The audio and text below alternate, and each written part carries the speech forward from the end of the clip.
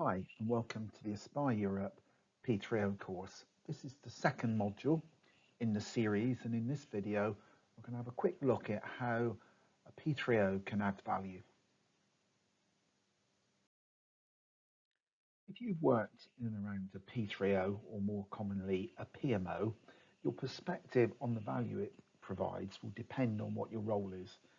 If you're in a project or program delivery team, I'm quite sure you get fed up with them at times because they'll be chasing you for information.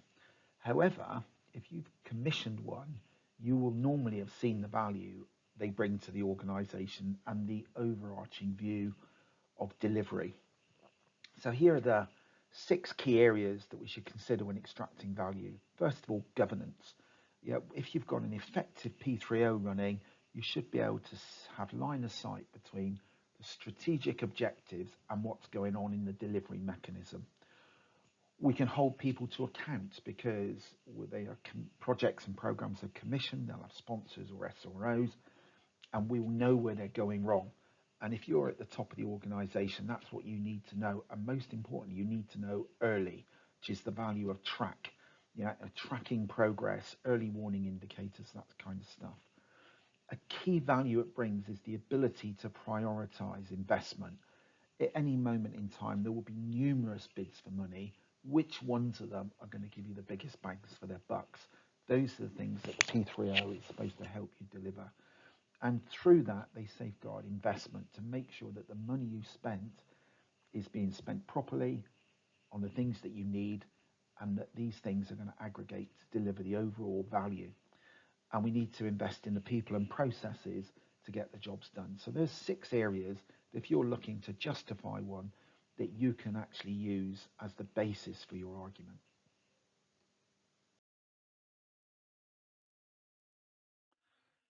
So in this diagram, we're looking at business change governance. And on the one hand, we need to be sure that we're running the right projects and programs. And on the other hand, we need to be sure that we're delivering them most effectively. So the P3O is at the core of joining up the business change strategy to make sure we understand how the business plan's going to be delivered and what needs to be done. That we're extracting the value from that, otherwise called benefits in most scenarios. And then the business change delivery, are we getting things done the most efficient way, which is doing things right? And then that we've got the right design. So this is where MSP comes into it with its blueprint, that when we're actually looking at this change governance, that we've got the right design of our portfolio offices and our PMOs at the program and project level, and are they doing the right thing? So we've got all this governance stuff to think about, and P3O helps to give us some shape in what can be a very confusing world. The P3O has 2 strategic functions.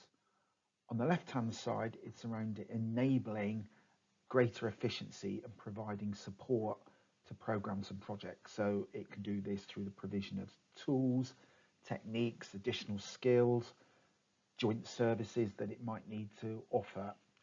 It can do this by bringing together some core functions so that if you need a risk manager, you don't need to have one in every program and project. If you've got a risk team in the P3O, it's more efficient, and they can actually share knowledge between programs and bring greater efficiency in that way. And then it's the source of the information hub. So the P3M3 will have all-seeing eye across projects and programs. And if it can do this effectively, it can provide a much better business service. Now, on the other side of that is the restraining side, which is under the guise of assurance, whereby it's looking at what's going on in the projects and programs, making sure that we're getting our value for money, that quality is being achieved, ensuring that the viability of these strategic outcomes are still going to be there in the program environment. How many times have we seen programs charging off and delivering things that maybe the business doesn't need? And in the UK at the moment, one would have to question, do we need something like high speed 2? What's the value of that after COVID? And then at the top level, it's optimizing the investment. So you can see with that squiggly line how the proposition builds. So it's enabling on one side and assuring on the other. So enabling and restraining, as P3M calls it. So when you're thinking about putting your business case together for P3O, let's think about the benefits that your organisation is going to get from that investment. So firstly, we should be able to achieve a balanced portfolio that is balancing our investment with the achievement of the outcomes and benefits that the organisation wants. Mostly, it can see what's happening. So rather than lots of random initiatives going on, you will have the oversight and visibility that you need to be able to manage the portfolio effectively. If we implement the functions and tools, we'll have more predictability of program and project delivery. The implication being that we will have standards, processes, better guidance, better trained staff, flexibility coming from that.